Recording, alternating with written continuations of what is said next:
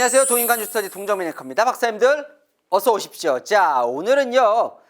이재명 민주당 대표가 이 1심 공직선거법 1심을 뒤집기 위한 어떤 액션을 취하려고 하는지를 말씀을 드리려고 합니다. 자, 어제 제가 설명을 드렸지만 이재명 민주당 대표의 정치적 운명을 결정하는 이 공직선거법 2심 재판, 이 대표가 대선 때 3가지 발언이 거짓이다 라고 해서 검찰이 기소를 했는데 1심에선 첫 번째 건은 거짓 아니다, 무죄. 두 번째, 세 번째는 거짓이다, 유죄. 그래서 무죄, 유죄, 유죄 들고 나왔습니다. 자, 검찰은 이거 무죄 아니다, 유죄다, 다 유죄받겠다라고 지금 하고 있고, 이재명 대표는 이거 2개 유죄 아니다, 무죄로 뒤집는다는 거예요. 자, 그러려면 1심에서 2심으로 결정이 바뀌어야 되는 거예요. 그죠? 양쪽 모두. 바꾸려면, 자, 내가 2심 재판부예요. 내가 2심 판사예요, 여러분. 박사님들, 오늘 여러분은 2심 판사가 되는 겁니다. 자, 보았고, 1심 판사가 제대로 했을까? 뭔가 혹시 바뀌는 게 없을까? 잘못 판단한 게 없을까를 볼 거예요. 그런데 뭔가 변경사항이 있어야 바뀌겠죠. 그래서 3가지를 접근합니다. 새로운 논리를 들고 나오거나, 새로운 증인을 들고 나오거나, 새로운 증거를 갖고 오거나. 그러면 어떻게 돼요? 1심 때 없었던 게 2심 때 새로 나왔으니까 이건 변경 사유가 되겠구나 싶겠죠. 자, 그래서 요거를 다 검찰과 이재명 대표 측이 2심 첫 재판에서 요청을 합니다. 저희는 이런 증인을 신청할 겁니다. 저희는 이런 증거를 신청할 겁니다. 자, 이재명 대표 측은 13명을 신청을 하고요. 검찰은 딱 1명을 신청합니다. 그런데 이걸 다 받아주느냐? 2심 재판부가 아니에요. 왜? 제일 판단 기준은 이겁니다. 이걸 핑계로 재판을 지연하려는 일은 없어야 한다는 거예요. 이거 누구에게 얘기하는 거예요? 주로 이재명 대표 측에게. 자, 그러면 이 13명, 이재명 대표 측은 이 13명을 신청하면 2심 판결을 뒤집을 수 있다고 보겠죠. 이 13명은 과연 누구인지, 누구를 신청했는지, 검찰은 이 1명, 누구를 신청했고, 그러면 이들이 신청돼서 나오면 혹시 2심에서 판결이 바뀔 수도 있는 건지 박사님들 저와 함께 출발해 보시죠. 지금 시작합니다. 동투더 뉴스. 검찰부터 볼게요. 검찰은요, 요거 유죄로 바꾸려고 합니다. 유죄로 바꾸려고 해요. 그래서 새로운 증인을 신청합니다. 뉴 증인. 누구야? 고 김문기 처장의 동생입니다. 그럼 왜 신청하는 이유가 있겠지요? 자, 봤더니 검찰이 봤을 때는 거짓말을 하나 더 했다라는 거예요. 대선 때. 무슨 얘기냐면, 자, 요게 핵심이죠. 고 김문기 처장을 성남시장 재직 때는 몰랐고요. 왜? 하위 직원이었으니까.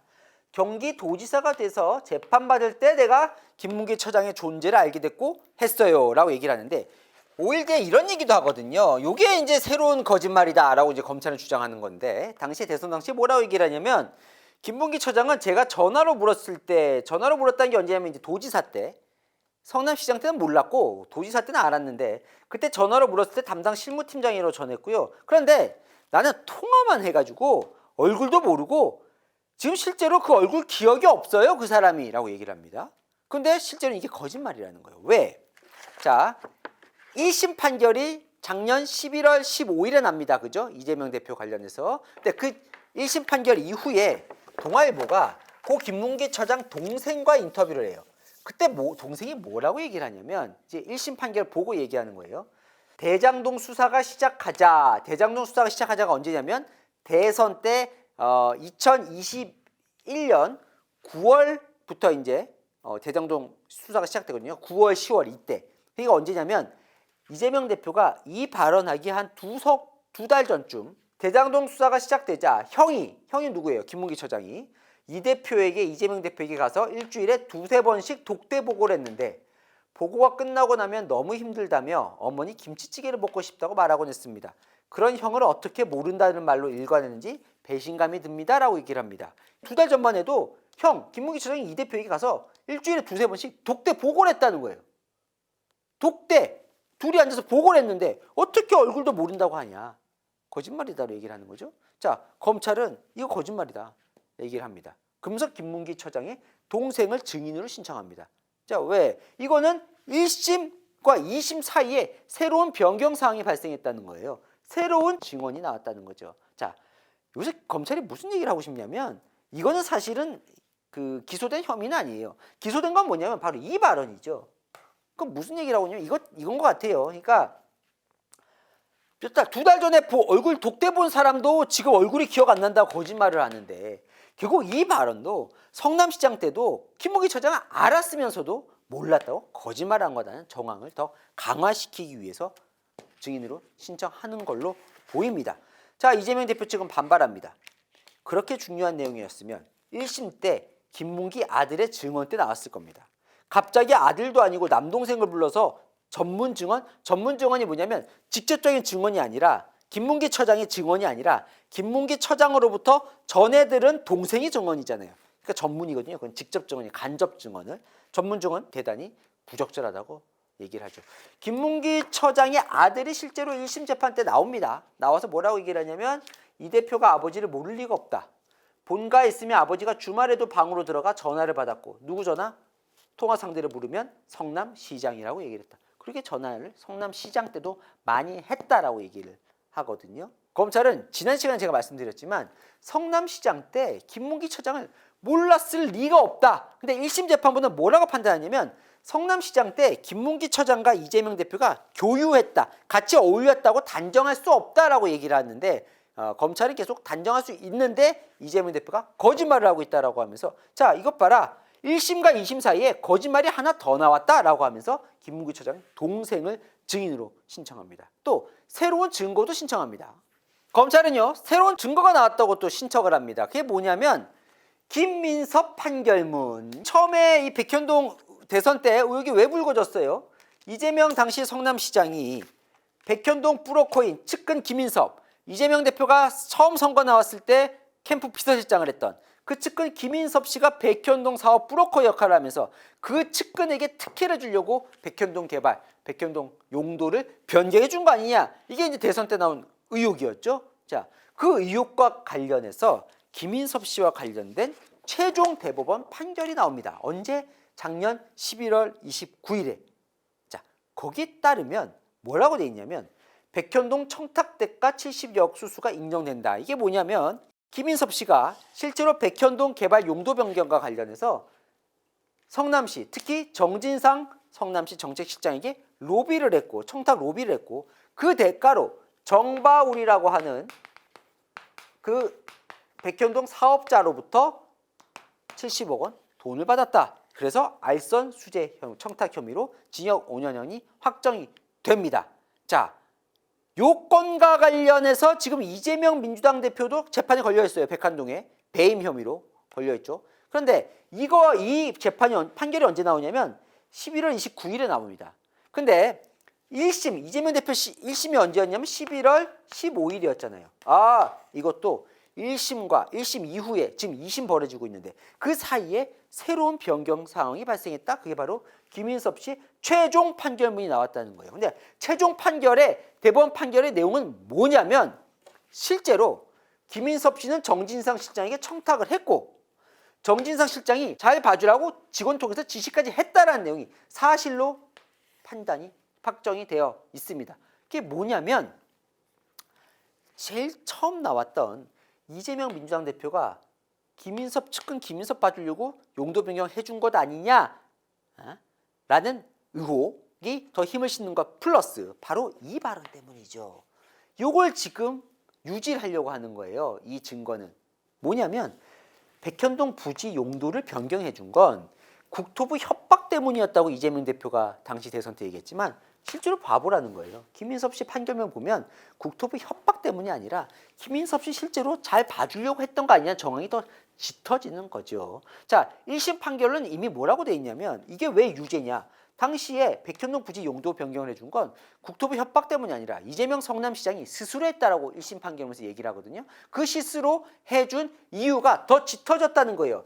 11월 29일 대법원 판결로. 뭐로? 김인섭 측근 봐주려고. 그래서 증거로 신청을 한 겁니다. 자, 검찰은 증인 하나, 증거 하나 딱 긁고 나왔어요. 1심에서 2심 사이에 새로운 변경 사항으로. 자, 문제는 이재명 대표가 이걸 무죄로 뒤집을 증인과 증거는 무엇을 신청했을까요? 동투더 뉴스. 자, 이재명 대표는요, 이 선거법 위반 관련해서는 변호사를 교체를 했습니다. 자, 1심에서 졌잖아요. 졌으니까 2심에는 변호사를 바꿔서 새로운 논리, 새로운 증인, 새로운 증거로 다시 붙어보겠다는 의지를 보여준 거죠. 자, 이재명 대표 측이 새로운 증거로 제시한 것은 무엇일까? 뭘 보고 싶어 할까라는 걸로 증거라는 건 재판부에 이거 한번 보여주세요라고 신청을 하는 겁니다. 자, 이렇게 신청을 해요. 많이 신청하죠. 문서 증서 9건, 문서 송부 촉탁 10곳. 이게 뭐냐면 각 기관에 우리 이런 거를 재판에 쓰려고 하니까 좀 보내주세요라고 요청을 하는 겁니다. 자, 그러면 문건을 뭘 요청하냐면 대통령 기록관에 두 가지 문건을 요청합니다. 대통령 기록관에. 왜 대통령 기록관에 하냐면 박근혜 정부 때 일을 봐야 되는데 박근혜 정부 때 벌어진 모든 기록은 다 대통령 기록관에 가 있으니까요. 근데 대통령 기록관에 가 있으면 공개가 안 되잖아요. 몇 년간, 한동안, 한 15년 정도. 자, 두 가지 뭘 요청하냐면 한국식품연구원과 정부 간의 부동산 관련 논의. 이건 뭐냐면 한국식품연구원이 공공기관이 성남에 있던 요 식품연구원이 이전하면서 지금 왜 국토부가 했다는 거예요. 성남에 있는 한국식품연구원을 전북으로 보내야 되는데 보내려면 돈이 필요하고 그러려면 이 한국식품연구원 부지를 팔아야 되고 팔려면 용도를 변경해 줘야 되는데 그래서 빨리 용도 변경해달라고 국토부 협박했다 이 내용이잖아요.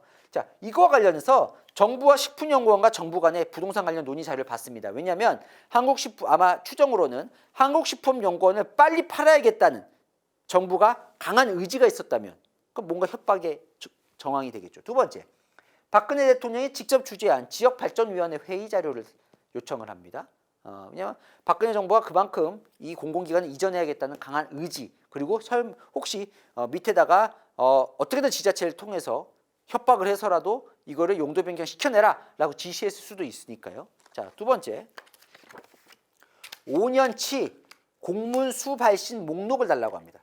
국토부, 성남시청, 한국식품연구원을 비롯한 여러 개의 기관들이 대신 부동산 관련된 것만 다 달라고 하면 너무 많잖아요. 얼마나 많겠어요, 이 국토부가 보낸 공문 수발신 목록이. 근데 부동산 관련된 과만 한정해서 수발신 목록을 달라고 합니다. 자, 검찰은요 제동을 겁니다. 왜? 첫 번째, 이거 뭐냐면요, 결국은 검찰은 뭘 의심하냐면 이게 다 재판 지연시키려는 거라고 의심을 하는 거예요. 그러니까 이게 뭐냐면 실제로 이 문건을 통해서 뭔가 확실한 게 나올 게 아니라 이걸 갖고 나오겠느냐. 이미 1심 때 2년 2개월 동안 다 뒤져봤는데 근데 왜 신청하느냐? 시간 끌려고. 왜 시간 끌려고? 이재명 대표 혹시라도 탄핵되고 조기 대선 가더라도 2심 재판이 늦어지면 계속 미뤄지니까 이렇게 의심을 하고 검찰은 그 부분을 공격을 합니다. 자, 대통령 기록관? 이거는요 심지어 수색영장이 필요하다는 거예요. 대통령 기록관은 원래 공개를 못하게 돼 있잖아요. 그럼 수색영장 받고 하면 또 시간이 걸린다는 거죠. 두 번째, 공문 5년치 목록은 완전 투망식. 그냥 던져놓고 걸리면 좋고 안 걸리면 어쩔 수 없고 시간 끌어서 좋고 이런 신청이라는 거예요. 왜? 문서를 보내달라고 신청해서 회신 받고 증거 조사하고 하는데 최소 50일 이상 소요된다는 거예요. 대체 공문으로 뭘 확인하려고 하는지도 모르겠다라고 하면서 제동을 겁니다.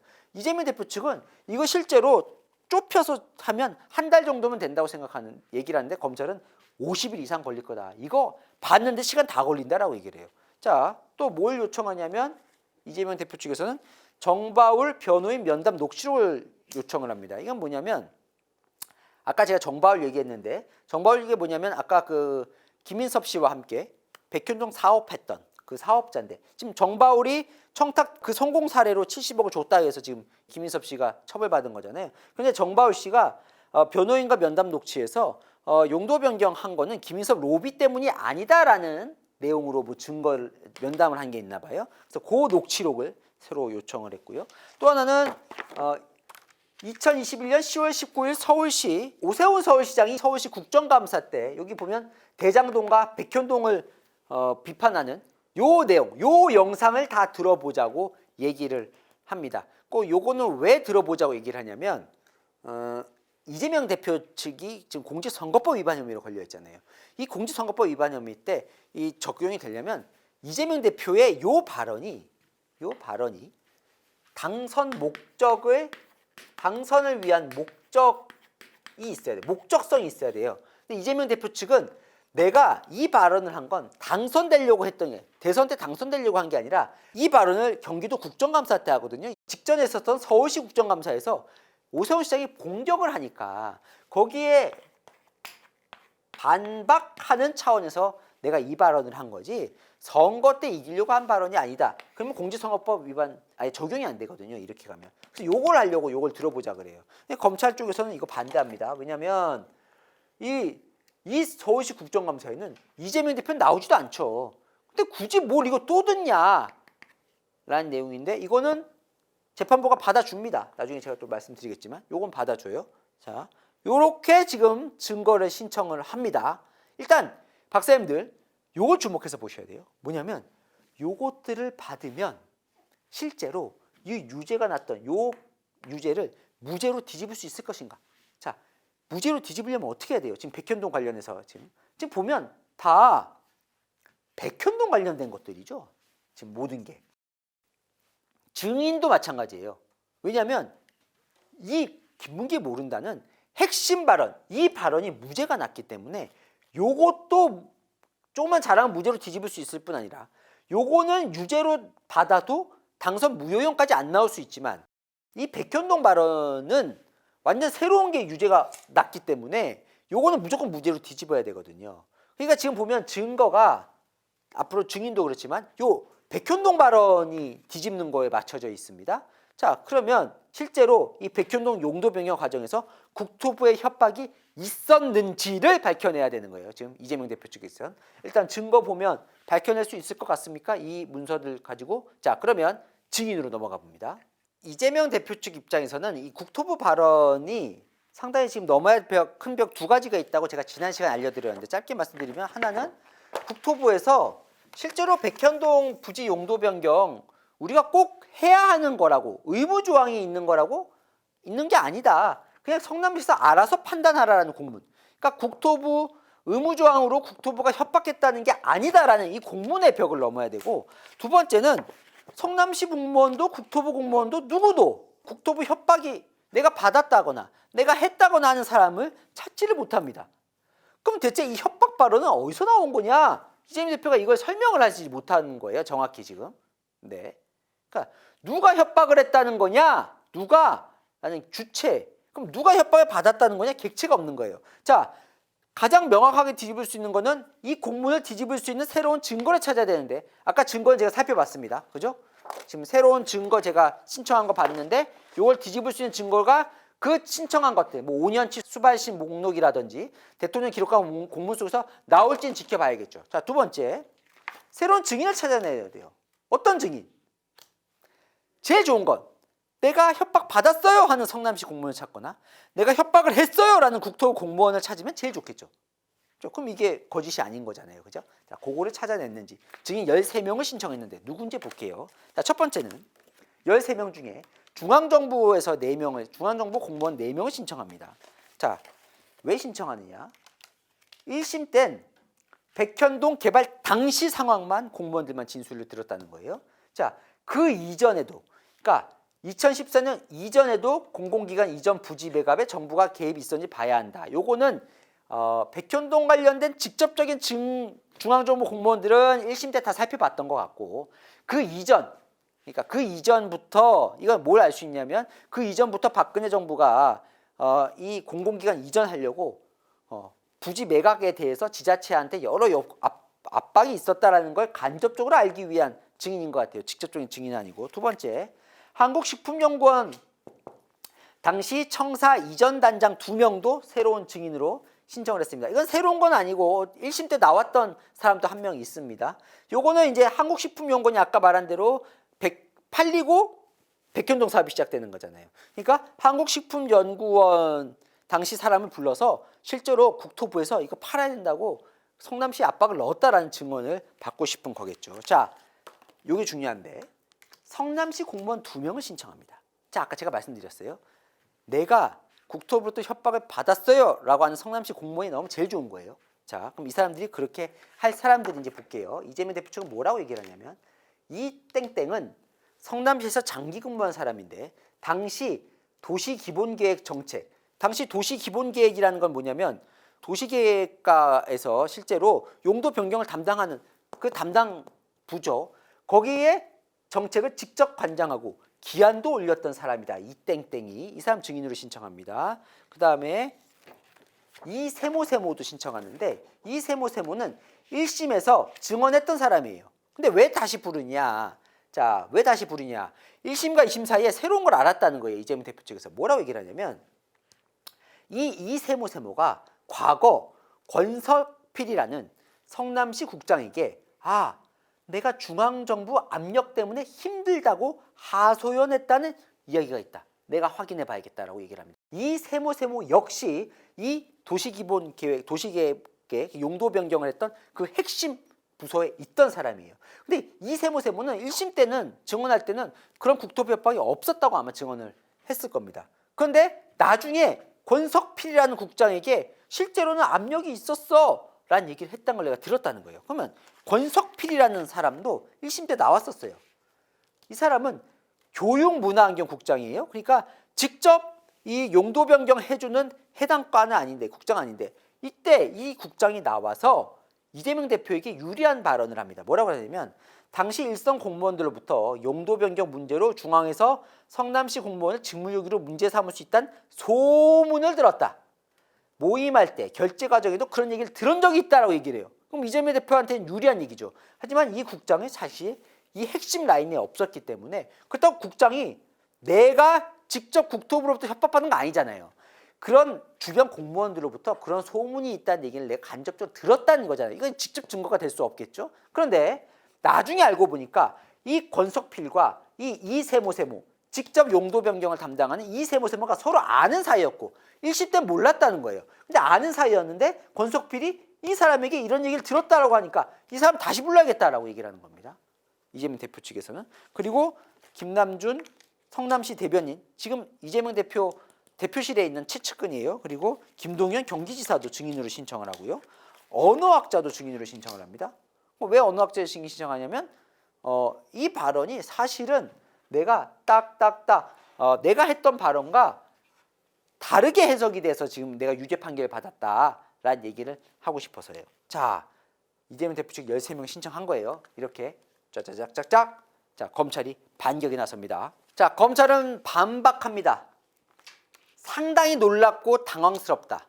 13명을 신청했다는 건 1심을 새로 하자는 것 아닌가 착각이 들 정도다. 이건 간단한 문제라는 거예요. 제가 여러 차례 말씀드렸는데 성남시 공무원 중 누가 대체 협박받았는지만 확인이 되면 그 사람에게 가서 그럼 넌 누구한테 협박을 받았니? 협박한 국토부 공무원 찾아서 물어보면 되는 아주 간단한 사안이라는 거예요. 그런데 수사부터 시작하면 현재까지 무려 3년이 지났는데 협박받은 성남시 공무원을 특정을 못하고 있는 거예요. 이재명 대표 측이 못하고 있다는 거예요. 검찰이. 당연하다는 거죠. 왜? 없으니까. 이게 거짓말이니까. 협박받은 적이 없으니까. 그런데 스쳐 지나간 모든 사람을 부르고 온 동네를 다 뒤져보겠다는 건 그야말로 무익하다는 거예요. 자, 구체적으로 지금 2심 때 새로 증인으로 신청한 이 세모 그리고 아까 말한 권석필 1심 때 나와서 2시간 넘게 이미 증언한 사람들이라는 거예요. 그 앞에 이 땡땡은 이재명 대표 측에서 도시기본계획 당사자라 그랬잖아요. 당시에는 정책기획과, 그러니까 도시기본 그쪽이 아니라 그 옆에는 정책기획과의 말단 직원에 불과했고 오염된 증인이라는 취지로 얘기를 합니다. 왜냐하면 성남FC 사건, 이재명 대표 성남FC 사건으로 지금 재판에 가 있잖아요. 거기 공범으로 기소된 사람이라는 거예요. 그러니까 이재명 대표와 한편 이 사람을 지금 자기한테 유리하다고 증인으로 신청했다는 거죠. 자, 그 다음에 김동연 경기지사는 대체 왜 부르냐는 거예요. 대체 김 지사가 성남시 공무원을 상대로 협박한 당사자라는 거야? 왜냐면 그때 당시에 김동연 지사는 국무조정실에 있었거든요. 왜 부르냐는 거죠. 자, 이건 한 명의 증언으로 입증되는 게 아니고 20명 넘는 공무원이 협박을 내가 받은 적도, 인계도 받은 적도, 보고받은 적도 소문도 없었다고 해. 왜냐? 받은 게 없는 게 진실이니까.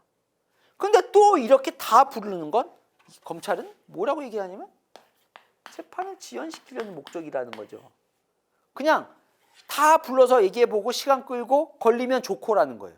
그러니까 검찰 입장에서는 이 중에서 뭔가 이걸 뒤집을 만한 새로운 증인은 없다라는 게 검찰 쪽의 반박인데, 이재명 대표 측은 이들 중에 뭔가 이걸 뒤집을 만한 사람, 특히나 여길 좀 보는 것 같죠. 성남시 공무원, 이들 통해서 뭔가 협박을 받았다는 사람을 찾고 싶은 것 같습니다.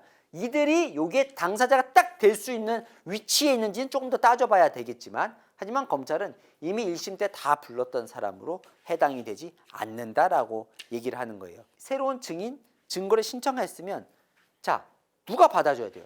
판사가 받아줘야 됩니다. 그죠? 그럼 판사가 받아줬을까요? Don't the news. 자, 검찰과 이재명 대표 측이 신청한 증거와 증인 쫙 하면 이재명 대표 측이 훨씬 많이 했죠. 사실 뒤집어야 되니까 이재명 대표 측 입장에서는 무조건 당연히 많이 하는 게 당연할 걸로 보입니다. 그럼 이걸 이제 2심 재판부가 채택을 해줘야 돼요. 그죠? 증인 증거 신청한다고 다 되는 건 아닙니다. 2심 재판부는 뭐라고 얘기를 하냐면 항소심 심리는 공소사실 유죄냐 무죄냐에 집중하겠다는 거예요. 그러니까 이게 정말 유죄냐 무죄냐에 집중하겠다는 건 무죄 날 가능성도 있다는 거죠. 이재명 대표 관련해서. 네. 이거 이재명 대표 측 입장에서는 사활을 걸어야 되는 겁니다. 자, 증거는 대신 직접적인 것만 하겠다는 거예요.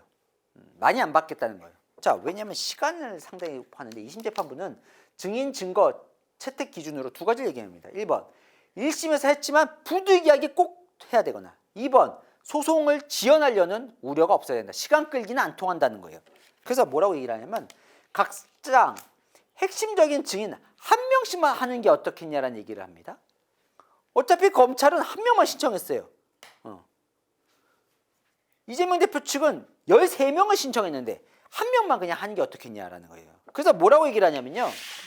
빨리 하자 그래요. 재판부가. 자기가 수요일은 다 비워놨다는 거예요. 일정을. 그러면서 원래 수요일 말고 1월 31일도 하자 그럽니다. 근데 이건 이재명 대표 측에서 이때는 일정도 있고 어렵다 얘기를 해요. 자, 그래서 그러면 2월에 수요일마다 매주 수요일마다 하겠다. 그러면서 마지막 날짜를 확 정해버려요. 2월 26일로. 결심 공판을 2월 26일에 하겠다고 딱 못을 박아버립니다. 그러면 수요일이 4번 있거든요. 2월에. 2월 5일에는 뭘 하냐면 이런 조사, 증인 증거를 채택하겠다는 거예요. 결정하겠다는 거예요. 자, 그러면 그 채택된 증인을 언제 부르냐? 12일, 19일 두 번에 걸쳐서 신문을 하겠다는 거예요. 물론 뭐 한 명씩 하는 게 방법이라면서 왜 신청해야 되는지를 내라 그럽니다. 검찰과 이재명 대표 측에. 그럼 신청하는 거 내겠죠. 그걸 보고 뭐 꼭 한 명이 아닐 수도 있겠죠. 어쨌건 최종 결정, 그 2월 5일에 결정을 할 거예요. 그러면 그 결정 난 사람을 12일과 19일에 불러서 신문할 겁니다. 그리고 26일에 결심 공판해서 언제 선고하겠다는 날짜를 정하겠죠. 근데 보통 결심 공판하면 3주 내지 4주 뒤에 보통 하니까 3월 말에 2심 판결을 내릴 가능성이 현재로 높다라는 기사가 나오는 겁니다. 2심 재판부는요. 이 기한, 26일까지 하는 이 기한 안에 신청한 문서가 도착하지 않으면 혹은 소송 지연이 우려되는 상황이라면 나는 증거 채택하지 않겠다고 얘기를 합니다. 재판부가 강하게 빨리 재판을 끝내겠다는 지금 일단 의지를 보이고 있는 상황에서 자, 이재명 대표 측 입장에서는 그러니까 뒤집을 수 있는 시간이 얼마 남은 거예요? 한 달 남은 거예요. 한 달. 이 4번의 재판에서 이재명 대표 측은 1심 유죄 판결을 뒤집을 만한 새로운 증인, 증거, 논리를 개발을 해서 가져와야 하는 겁니다. 자, 제가 어제 오늘에 거쳐서 첫 시작 때 일단 이재명 대표 측이 준비해온 논리, 증인, 증거를 소개를 해드리겠습니다. 박사님들 보시기에 이 정도면 뒤집을 수 있을까요? 아니면 이 정도로 안 된다면 다시 지금 남은 기간 동안 뭔가 빨리 이재명 대표 측은 전략을 찾아야겠죠. 요거 뒤집지 못하면 자, 2심에서 만약에 당선 무효형이 나오면 자, 상당히 김동연 지사도 이렇게 얘기를 했어요. 지장이 있을 거다 대선에. 자, 이 부분에 대해서 이재명 대표 측이 어떻게 나올지 한번 지켜보죠. 자, 퀴즈 나갑니다. 이재명 선거법 위반 2심 첫 공판에서 검찰과 이재명 측이 신청한 증인이 유증인이 아닌 것. 1번 고 김문기 처장의 동생, 2번 김동연 경기지사, 3번 박근혜 전 대통령, 4번 언어학자. 정답 아시는 분은 여기 댓글 남겨주시면 그중에 5분 추첨해서 선물을 드리도록 하겠습니다. 복잡한데 궁금한 이슈 댓글로 남겨주시면 그것도 제가 다 읽어보고 또 궁금한 거 제가 풀어드리도록 하겠습니다. 아시죠? 평일 오후 7시엔 뉴스, 주말 오후 3시엔 통일과 뉴스터디. 오늘 순서 여기까지입니다. 감사합니다.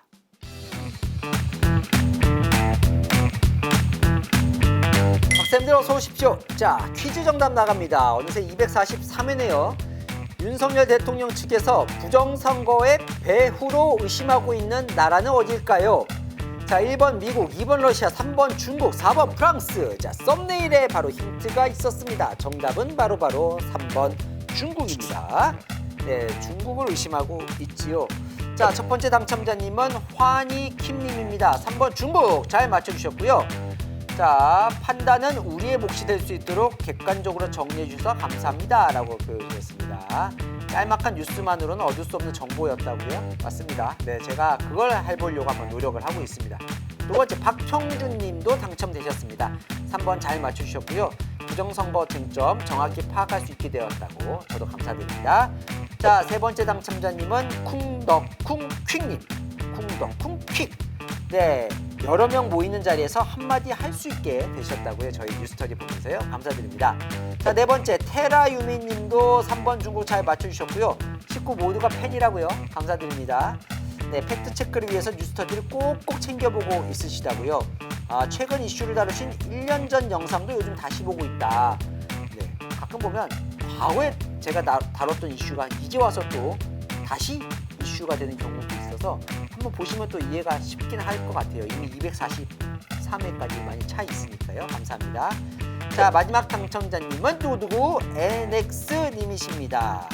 중국이든 아니든 부정선거 부분은 명명백백히 밝혀져야 할 거라고요. 저의 명쾌한 팩폭 보도를 좋아한다고요. 팩폭 보도 열심히 해보겠습니다.